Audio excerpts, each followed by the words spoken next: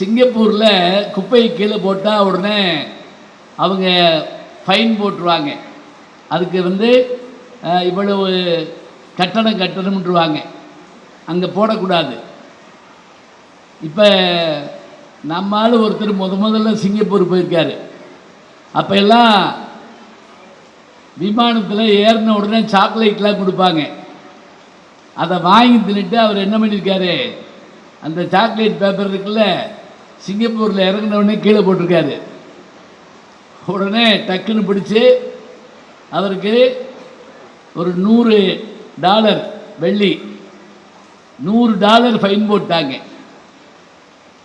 இவர் பயந்து போனார். ஐயோ $100 ஃபைன் போட்டாங்களேன்னு சொல்லி இந்த ஃபைன் போட்டு அந்த ரெசிப்ட் கொடுப்பாங்கள்ல, ரசீது, அதை கையில் கொடுத்துருக்காங்க. அதை வாங்கி கீழே போட்டு போயிட்டாரு.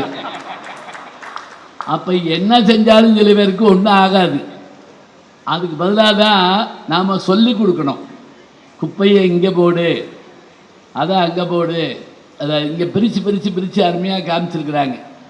சமீபத்தில் கூட நான் நடிச்சிட்டு இருக்கக்கூடிய சிங்கப்பெண்ணே சீரியல் பற்றி என்ற பாராட்டி சொன்னாங்க. பாராட்டி சொல்லி என்னமா செய்ய போகிறீங்க, ஒரு கடிதம் எழுதுங்க அப்படின்னு. அவங்க அழகான ஒரு கருத்துரையை எழுதி எனக்கு அனுப்புனாங்க இயக்குனருக்காக. நான் உடனே அதை இயக்குனர் வணக்கத்துக்குரிய தனுஷ்குமார் அவர்கள், சிங்கப்பெண்ணை சீரியலினுடைய ஏற்கனவே ராமானுஜர் ஐயா கலைஞர் அவர்கள் வசனம் எழுதின ராமானுஜருடைய டைரக்டர் அவர் தான், அவருக்கு அனுப்பினேன். உடனே அவர் அந்த கடிதத்தை பாராட்டி குரல் பதிவு வாய்ஸ் மெசேஜ் கொடுத்து எனக்கு அனுப்பி அந்த அம்மாவுக்கு அனுப்பிடுங்கன்னாங்க. அந்த அம்மா அநேகமாக ஆல் இந்தியா ரேடியோவுக்கு அனுப்பியிருக்கோம். நேரம் எல்லாத்துக்கும் ஊராக போய் சொல்லிட்டு வந்திருக்கோம். இருக்கட்டும், நல்ல விஷயம் தானே. பாருங்க, எங்கே இருந்தாலும் உலகத்தோட தொடர்பு கொள்ளணுங்க. அப்படி தொடர்பு கொண்டாதான் நாம் இருக்கோம்னு உலகத்துக்கு தெரியும், உலகம் இருக்குன்னு நமக்கு தெரியும். எப்பவும் வீட்டை பூட்டிட்டு உட்கார்ந்துருப்பேன்னு இருக்கப்படாது. இங்கே வருகையில் இருக்கிற அத்தனை பெருமக்கள், முன்னெல்லாம் சினிமா பார்க்குறப்ப அங்கே ஒன்றுமே இருக்காது. ஆனால் நாங்கள் படுத்துக்கிட்டு பார்ப்போம், மண்டை குமிச்சு அதில் ஏறி உட்காந்து பார்த்துக்கிட்டு இருப்பாங்க. நமக்கு முன்னாடி 4 பேர் மணலில் பெரிய குமியலை செஞ்சு அதில் உட்காந்து படம் பார்த்துக்கிட்டு இருப்பேன். பின்னாடி உட்காந்துருக்கவனுக்கு தெரியாது. ஆனால் அவனை கீழே இறக்கிடுவாங்க. எப்படி தெரியுமா, லேசாக அந்த மண்ணை அப்படி இழுப்பாங்க. அவன் கொஞ்சம் கொஞ்சமாக இறங்கி கீழே வந்து ரிமோட் கண்ட்ரோலை கண்டுபிடிச்சவங்களே நம்மளால் தான் தொடாமலே கீழே இறக்கிட்டாங்க பாருங்க.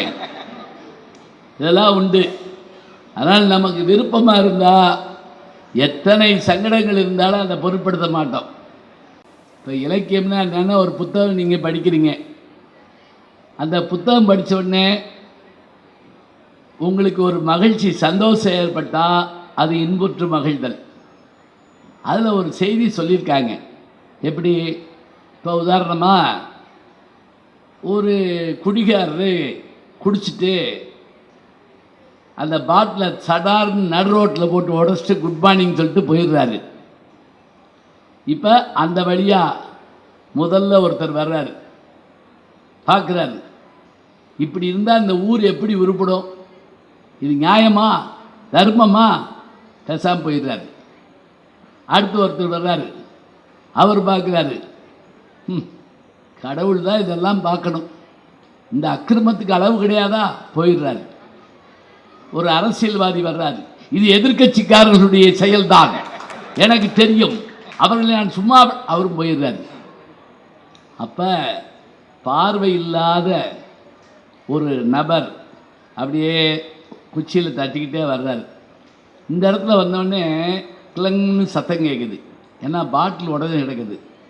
உடனே அவர் என்ன பண்ணார்னா, அந்த குச்சியை அப்படி ஓண்டிக்கிட்டு மெதுவாக உட்காந்து பையில் கர்ச்சிப்பை எடுத்து, ஏன்னா கையில் குத்திடக்கூடாதுல்ல, லேசாக அப்படியே தடவி தடவி தடவி தடவி திரட்டி அதையெல்லாம் அதில் அள்ளி அப்படியே அந்த குச்சியில் தட்டிக்கிட்டே போய் ஓரத்தில் இருக்கக்கூடிய அந்த குப்பை தொட்டி பாக்ஸில் அப்படி போட்டுட்டு போகிறாரு.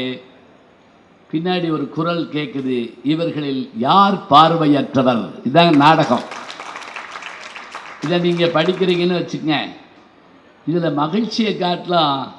சார் அவனை மாதிரி இருக்கக்கூடாதா, இவனை மாதிரி இருக்கக்கூடாதா, இவனை மாதிரி இருக்கக்கூடாதா, பார்வை இல்லைனாலும் அவர் மாதிரி நம்ம இருக்கணும்டா அப்படின்னு நீங்கள் நினச்சிங்கன்னா இதுதான் பின்பற்றி வாழ்வதற்கு சமானம். இவ்வளோதாங்க, வேற ஒன்றும் இல்லை. இதுதான் தலைப்பு. இந்த தலைப்பில் இலக்கியங்களை நாம் படிப்பது எதற்காக? இப்போ யாரையாவது கூப்பிட்டு நீ எதுக்கு படிக்கிறேன்னு கேளுங்க. நான் எங்கே படிக்கிறேன்? நான் படிக்கவே இல்லையே. எங்கள் அப்பையும் சொன்னோடி கேட்க மாட்டேங்க, அவன் அப்பையும் சொன்னோடி கேட்க மாட்டேங்கிறானா. சொல்ல சொல்ல கேட்காம என்னை கொண்டு பள்ளிக்கூட்டில் சேர்த்து விட்டான். பெயிலாகாம விட மாட்டேன். இப்படிலாம் இருந்தாங்கன்னா நம்ம என்ன செய்யறது? ஒரு வாத்தியார் கேட்டிருக்காரு ஒரு பையனை பார்த்து, நீ எங்கே படிக்கிறேன்? நான் எங்கே படிக்கிறேன்? இல்லைப்பா நீ எங்கே படிக்கிறேன்? அதெல்லாம் நான் சொல்கிறேன், நான் எங்கே படிக்கிறேன். ரெண்டு பேரும் மாறி மாறி ஒரே விஷயத்தையே பேசிக்கிட்டே இருக்காங்க. இவர் கேட்குறது எந்த ஸ்கூல்லன்னு கேட்குறாரு.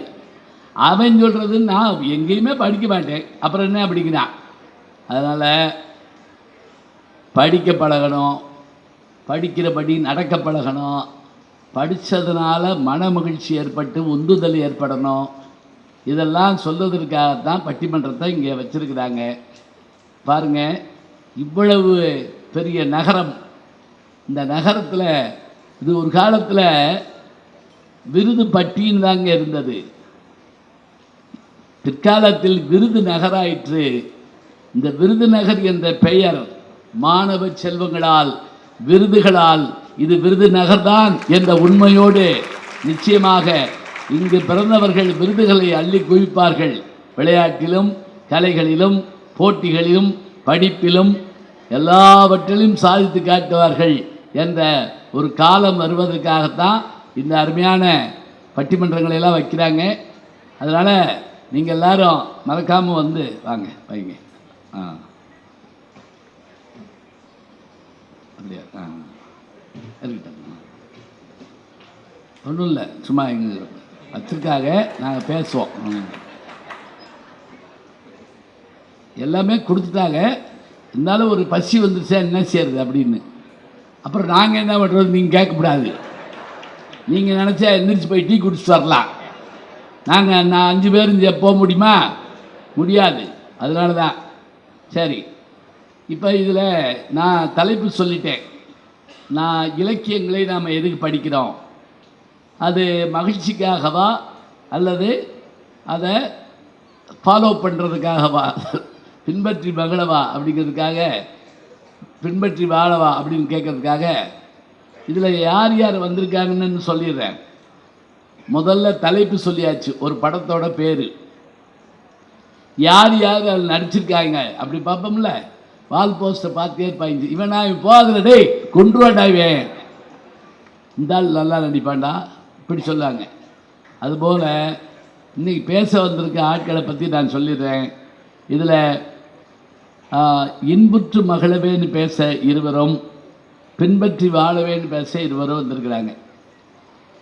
பின்பற்றி வாழத்தான் அப்படின்னு பேசுவதற்காக வந்திருக்கிறவர் யாருன்னு கேட்டால், நம்முடைய இந்த நாஞ்சில் நாடு.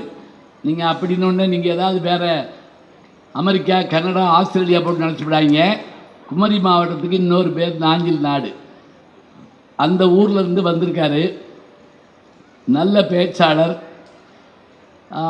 எம்ஏ ஆங்கிலம் படிச்சுட்டு இப்போ தமிழில் டாக்டர் பட்டத்துக்காக அழகப்பா பல்கலைக்கழகத்தில் ஆராய்ச்சி படிப்பையும் மேற்கொண்டிருக்காரு. அது தவிர தான் சம்பாதிக்கிற சொற்ப பணத்தில் படிக்க முடியாத ஏழைகள், முதியோர் இல்லங்கள், அனாதை விடுதிகள் என்று தந்து உதவக்கூடிய மனம் கொண்ட நல்ல பேச்சாளர் நாஞ்சில் நாவரசு அவர்கள் இங்கே வந்திருக்கார்.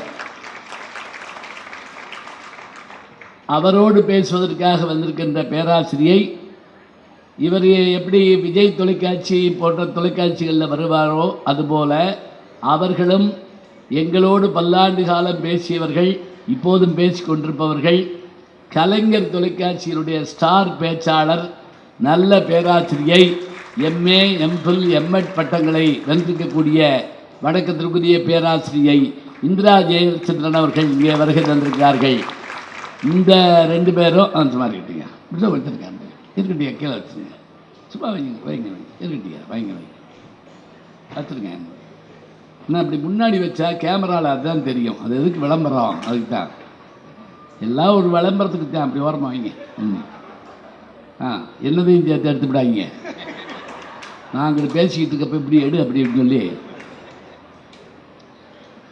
அதனால் இந்த பக்கம் அணியை சொல்லியாச்சு. இவங்க பின்பற்றி வாழ்கிற பெருமக்கள் இவங்க சொல்கிறாங்க, ஏங்க எல்லாரும் அந்த வேலையை பார்க்க முடியுமா? படித்தோம் போனோம் வந்தோம்னு வரணும், அவ்வளவுதான்.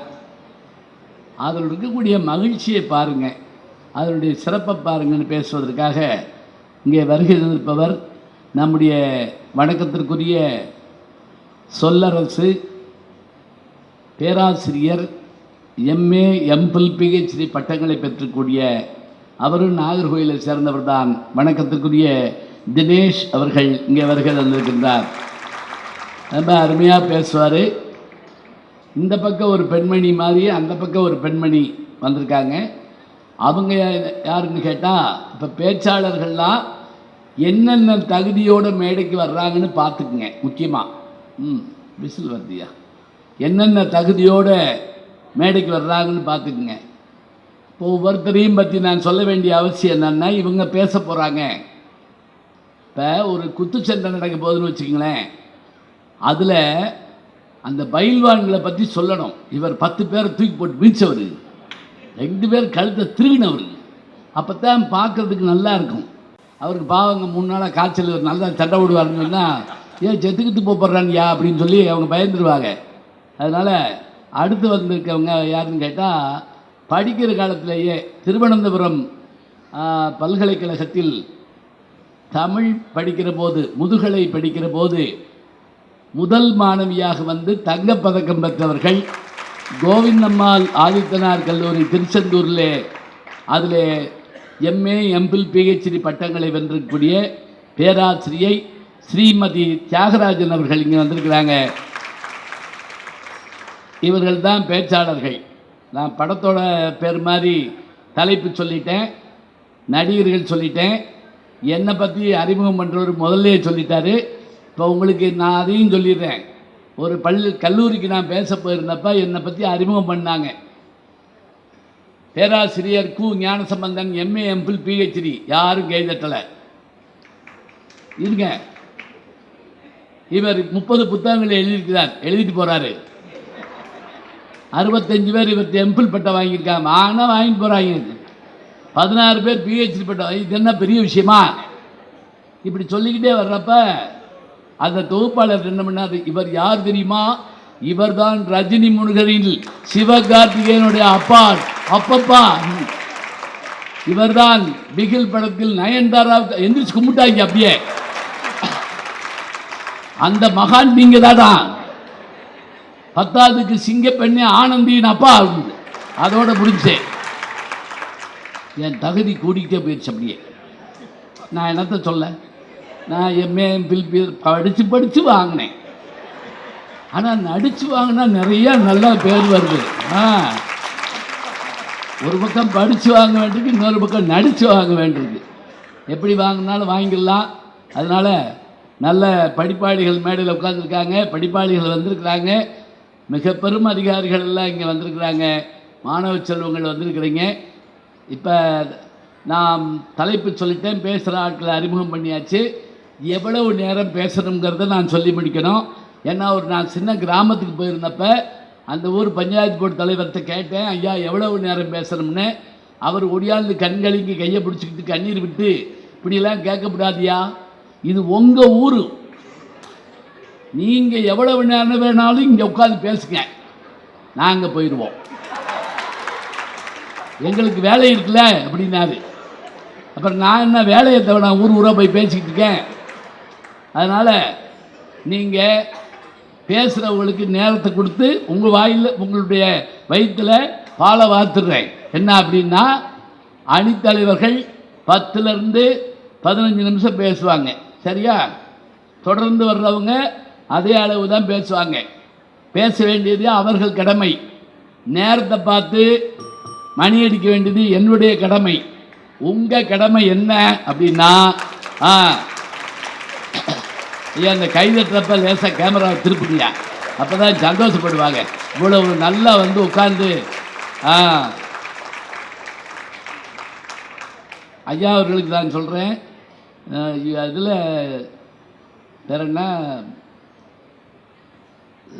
டிவியிலெல்லாம் சிரிக்க சிரிக்க பேசுகிறதுலாம் ஒரு வகைங்க. அதில் என்ன பண்ணுவாங்கன்னா, முதல்ல ஒரு 10 பேரை வேலைக்கு போட்டிருப்பாங்க. அவங்க சிரிக்கிறதுக்கு சம்பளம். வந்த உடனே ஒருத்தர் குச்சி சிரி சிரி ஒழுங்கா சிரி, இதான் இவரை இப்படியா போட்டாடு சிரிக்கிறாரு சரி இப்படி எடுத்து வச்சுக்கிடுவாங்க. அந்த பேர் வந்து நகைச்சுவைங்கிற பேரில் வணக்கம் அப்படி உடனே பயங்கரமாக கை தட்டுவாங்க. பார்க்குற ஆள் நமக்கு வணக்கத்துக்கே கை தட்டுறாங்களே, வணக்கத்துக்கே. அதெல்லாம் ஒன்றும் கிடையாது. இப்படி வந்ததுனால என்ன நஷ்டம் தெரியுங்களா? உண்மையான நகைச்சுவை தெரியாமல் போச்சுங்க. சம்பந்தம் இல்லாமல் சிரிக்கிற மாதிரி காமிச்சு எதுக்கு சிரிக்கிறோம்னே தெரியாமல் போச்சு. இப்போ அதுதான் பெரிய கஷ்டம். அதனால் நீங்கள் கைதட்டலாம், சிரிக்கலாம். வாய் விட்டு சிரித்தால் நோய் விட்டு போயிடும். அது மட்டும் இல்லை, நாங்கள் பேசிட்டு வர்றப்ப நடுவில் ஏதாவது சும்மா ஒரு கேள்வி கேட்குறேன்னு வைங்களேன், பதில் சொன்னீங்கன்னா இங்கே புத்தகங்கள் இருந்தால் நாம் வாங்கி அவங்களுக்கு கொடுக்கலாம். அப்படி இல்லை, நான் கூட புத்தகம் கொண்டு வந்திருக்கேன், நான் எழுதின புத்தகம் வச்சுருக்கேன், வேலைக்கெல்லாம் இல்லை, சும்மாவே கொடுக்கலாம். ஆனால் சரியான பதிலாக இருக்கணும். இப்போ சமீபத்தில் என்ன ஆகி போச்சுன்னா, சின்ன சின்ன புத்தகங்கள் இருந்தால் ஒரு 5 ரூபா புத்தகம் 10 ரூபா புத்தகம் மாதிரி கொண்டு வர சொல்லுங்கள். புத்தகம் எந்த புத்தகம் மாதிரி தானே, 5 ரூபாய் இருந்தாலும் வாழ்க்கைக்கு வழிகாட்டும், 5 லட்சம் இருந்தாலும் வாழ்க்கைக்கு வழிகாட்டும். என்ன சின்ன விளக்காக இருந்தாலும் இருட்ட போக்காதா, அதுதான் நமக்கு வேணும். அதுக்காக அதனால் நீங்கள் கேள்வி கேட்டால் பதில் சொன்னால் பரிசு கொடுக்கலாம். இதில் என்ன சிக்கல் தெரியுங்களா? போன தடவை நான் ஒரு புத்தக திருவிழாவில் கேள்வி கேட்டுட்டு ஒரு 5 நிமிஷம் நீங்கள் யோசிக்கன்னு டைம் கொடுத்தா 100 பேர் எந்திரிச்சு பதில் சொல்லிட்டாங்க ஒவ்வொரு கேள்விக்கும். அப்புறம் தான் நான் கண்டுபிடிச்சேன். என்ன தெரியுமா? நான் கேள்வி கேட்ட உடனே கூகுளில் தேடுறாங்க, படக்கு இந்த பாட்டு பாரு, பேசலாம் பாரு, யாரா பாரு பாரு பாரு. அதோட அப்புறம் நான் சொல்லிட்டேன், இனிமேல் இது நடக்காது, நான் கேட்ட உடனே சொல்லணும், செல்ல கீழே வைங்க அப்படின்ட்டேன். இது ஒன்றும் இப்போ நம்ம இன்டர்வியூ நடத்தலைங்க, ஆனால் நம்ம நினைவை தீட்டுக்கணும். எப்போவுமே தீட்டப்படாத கத்தியும் மீட்டப்படாத வீணையும் பயனற்று போவதைப் போல நம்முடைய மூளையும் கூர்மையாக அடிக்கடி வினாடி வினா நிகழ்ச்சி பள்ளிக்கூடங்களில் நடத்தணுங்க. ஏன்னா அந்த வினாடி வினாவில் கேள்வி கேட்குறப்ப தான் அந்த பதிலை யோசிச்சுக்கிட்டே இருப்போம். இந்த கேள்விக்கு என்ன விடை, இந்த கேள்விக்கு என்ன, இப்படின்னு யோசிக்கணும். வேற ஒன்றும் வேண்டாம். ஒரு 4 நாளைக்கு முதல்ல நாளிதழ் ஒன்றில், தினமணி பத்திரிகையில் ஒரு செய்தி போடுறாங்க. மனிதகுல வரலாற்றின் முக்கியமான உயிர்கூறாகிய டிஎன்ஏ என்கின்ற ஒன்றை கண்டுபிடித்த ஒரு மாமேதை, சிகாகோவில் பிறந்து நோபல் பரிசு பெற்ற மாமேதை 4 நாட்களுக்கு முன்பாக மறைந்து விட்டார். அவர் தான் கண்டுபிடித்த கண்டுபிடிப்பிற்கு காப்புரிமை வாங்க மறுத்துவிட்டார். இவர் கண்டுபிடித்த டிஎன்ஏ வைத்துத்தான் இறந்து கிடக்கிறவருடைய உடல் இந்த உடலா, சிதைந்த உடல் இந்த உடலா, இந்த குழந்தை இவர்களுடைய குழந்தையா என்றெல்லாம் அறிய உயிர்கூரை கண்டுபிடித்த இவர் மறைந்ததை உலகம் மறந்து விட்டது. அவர் பேர் என்ன தெரியுமா அப்படின்னு கேட்குறாங்க. இப்போ நானே சொல்லிடுறேன், இதான் முதல் கேள்வி, நானே சொல்லிடுறேன். ஜேம்ஸ் வாட்சன் அவருடைய பேர். 1962 அவர் வந்து நோபல் பரிசு, அவரும் அவரோடு சேர்ந்த இன்னொரு நண்பர் நோபல் பரிசு பெறாங்க. தன்னுடைய 97வது வயதில் மரணமடைகிறார். நம்முடைய உடலில் செல் கூறுகள்ங்க, அதில் ஒரு ஆச்சரியம் என்ன தெரியுமா? அவர் சின்ன பிள்ளையாக இருக்கப்போ அவங்க அம்மாவோட போராடிக்கிட்டே இருப்பாராம். அம்மா ஒரு பிள்ளையை வளர்க்குற வச்சுட்டாமா அது அறிவாளி ஆகும், அப்படிலாம் பரம்பரை குணம்லாம் கிடையாதுமா, எல்லாமே ரத்தத்திலேருந்து வராதுமா, நம்ம காட்டில் வளர்த்தா அதுக்கேற்றபடி வரும், வீட்டில் வளர்த்தா அதுக்கேற்றபடி, இப்படி சொல்லிட்டே இருப்பாரான். அந்த அம்மா சொல்லுமா, அப்படி சொல்லாத, நான் அயர்லாந்துக்காரி, இங்கிலாந்து பக்கத்தில் அயர்லாந்து, நான் அயர்லாந்துக்காரி, உன் ரத்தம் அயர்லாந்து ரத்தம், உங்ககிட்ட என்கிட்ட கொடுக்குற குணம் இருக்கும்டா அப்படின்னு சொல்லுவாங்க. இந்த குணத்தை நான் எங்கள் அம்மாட்டிருந்து தெரிஞ்சுக்கிட்டேன். என் ஆய்வின் மூலம் நான் கண்டுபிடித்தது என்ன என்றால், இரத்தத்தின் மூலமாக பரம்பரை குணம் வரும் என்பதை நான் கண்டுபிடித்த உயிர் கூறம் மூலமாக என் தாயின் கூற்றை அறிந்து கொண்டேன். நம்ம ஆளுங்க 2000 வருஷத்துக்கு முதலே சொல்லி வச்சுட்டாங்க இதெல்லாம். ஏன் இப்போ அபையார் சொல்லலையா? சித்திரமும் கைப்பழக்கம். ரெண்டாவது ஒரு ஈஸியாக சொல்லிடுவீங்க. மூணாவது சொல்லுங்க பார்ப்போம். வைத்ததொரு கல்வி மனப்பழக்கம், நித்தம் நடையும் நடைப்பழக்கம். இந்த நாளும் பழகுனா வந்துடும். சித்திரம் போட்டு பாட்டு பாருங்க வந்துடும். செந்தமிழ் பேசி பேசி பாருங்க வந்துடும். செல்ல பேசினா வராது, பில்லு தான் வரும். சரியா? மேடையில் பேசி பழகணும். மனப்பாடம் பண்ணி பண்ணி பாருங்க வந்துடும். நன்னடைனா என்ன அப்படின்னா, நடைனா என்ன அப்படின்னா, நடையும் நடை பழக்கம்னா ஒழுக்கம்னு அர்த்தம். 5 மணிக்கு எழுந்திரிக்கணும், 10 மணிக்கு படுத்துடணும். அப்படி ஒரு ஒரு இதை வச்சுக்கிட்டோம்னா, டைம் டேபிள் வச்சுக்கிட்டோம்னா அதுபடியே இருப்போம். இதெல்லாம் பழகுனா வரும். ஆனால் பாரம்பரியமாக வர்றது 3 தானா: நட்பும் தயையும் கொடையும் பிறவி குணம். ஔவையார் சொன்னது தான் ஜேம்ஸ் வாட்சன் கண்டுபிடிச்சு இது எங்கள் அம்மா சொன்னதுன்னு சொல்கிறாரு. சொல்லட்டும், அதனால பரவாயில்ல.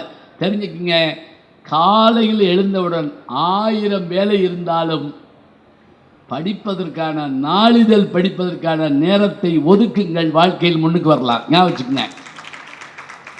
சில பேர் எங்கெங்க படிக்கணும், எனக்கு நேரமே என்ன செய்கிற, இராணுவத்தில் வேலை பார்க்குறியா? ஒன்றும் கிடையாது. நான் எங்கே படிச்சிருக்கேன் தெரியுமா? பெரும்பாலும் எங்கள் ஊர் பஸ்ஸு சோழவன் தான், மதுரைக்கு வர்ற பஸ்ஸு. அது எப்படி கண்டுபிடிக்கலாம் தெரியுமா? திடீர்னு எல்லாரும் இருந்துச்சு ஓடினாங்கன்னா அது எங்கள் ஊர் பஸ்ஸு. அதில் ஏறி கூட்டத்தில் நின்று கழுத்தை பிடிச்சி நெரிச்சிக்கிட்டு இருப்பாங்க. அதுக்கு நடுவில் ஒரு புத்தகம் வச்சு படிப்பேன். லியோ டால்ஸ்டாயினுடைய புத்துயிர்ப்பு படிச்சுட்டு இருப்பேன்.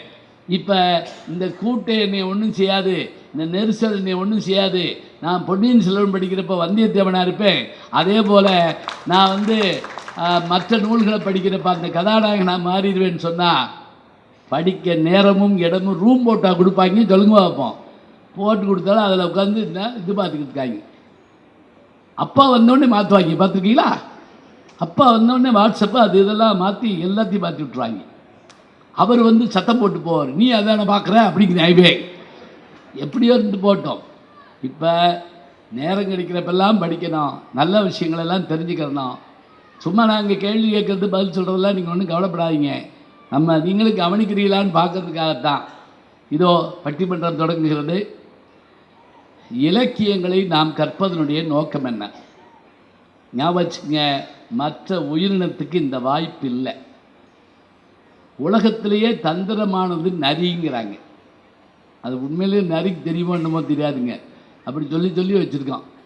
ஏன் சொல்லுங்க பார்ப்போம். யாருக்காவது தெரியுமா ஏன் உலகத்திலே தந்திரமானது நரின்னு சொல்கிறாங்க? ஏன் தெரியுமா? ஏன்னு கேட்டால், புஸ்தகம் வர வரைக்கும் நானே பதில் சொல்லிட்டு இருப்பேன். சரியா? ஏன்னு கேட்டால், எனக்கு ஒருத்தர் சொன்னாருங்க, சர்க்கஸில் எல்லா மிருகமும் இருக்கும். இப்போ காணோம். சர்க்கஸில் எல்லா மிருகமும் இருக்கும். மலைப்பாம்பு தொடங்கி யானை, சிங்கம், புலி, கரடி, குரங்கு எல்லாம் வச்சுருப்பாங்க. நரி இருக்காது. எங்கள் சர்க்கஸில் நரியை பார்த்தாளுகள் சொல்லுங்க பார்ப்போம். ஏன் தெரியுமா? நரியை பழக்க முடியாதாங்க. நரி டொமஸ்டிக் அனிமல் கிடையாது. முதல்ல வீட்டோடு வாழ்கிற ஒரு உயிரினம் இல்லை. அதனால அது என்ன செய்யுமா, அது தந்திரத்தில் மிக்க நரின்னு அதை சொல்ல காரணம் என்ன அப்படின்னா, அதை சொன்னபடி கேட்க வைக்க முடியாது. அதனால தான் ஒரு ஊரில் ஒரு நரி, அதோட சரி அப்படின்னு கதையை முடிச்சுக்கிட்டு இருப்பாங்க. சரி, நல்ல நல்ல செய்திகளெல்லாம் கேட்க இருக்கிறீங்க. ஒவ்வொரு செய்தியுமே ஒரு புதுசுங்க. எங்கள் பேராசிரியர் தோ பரமேஸ்வரன் சொல்வார், பேச்சு மருந்து பெட்டி மாதிரி இருக்கணுமா. இப்போ மருத்துவர்கள் வந்திருக்காங்க, டீன் தொடங்கி எல்லா அதிகாரிகளும் வந்திருக்காங்க. மருந்து பெட்டியை திறந்தால் ஒன்று எடுத்தால் இது இந்த நோய்க்கு, இதை எடுத்தால் இந்த நோய்க்கு. அதுபோல் பேச்சு இருக்கணுமா. சிலர் பேச்சு மத்தளம் மாதிரி இருக்குமா. மத்தளம்னா எப்படி? டப்பன் டப்பன் டப்பன் டப்பன் உள்ளே உடைச்சா ஒன்றுமே இருக்காதான். ஒரு குத்து விடுங்க, உள்ளே ஒன்றும் இருக்காது. சத்தம் மட்டும் இருந்தால் அது பேச்சில்லை, சத்தும் இருந்தால்தான் அது பேச்சு. அதுதான் பேச்சுக்கோட அழகு. அதனால் இலக்கியங்களை நாம் கற்பதனுடைய நோக்கம் பின்பற்றி வாழத்தான் என்று பேசுமாறு நம்முடைய வணக்கத்திற்குரிய நான்கில் நாவரசு செல்லக்கண்ணன் அவர்களை அழைத்து என் முதல் சுற்று பேச்சை நிறைவு செய்கிறேன். நன்றி, வணக்கம்.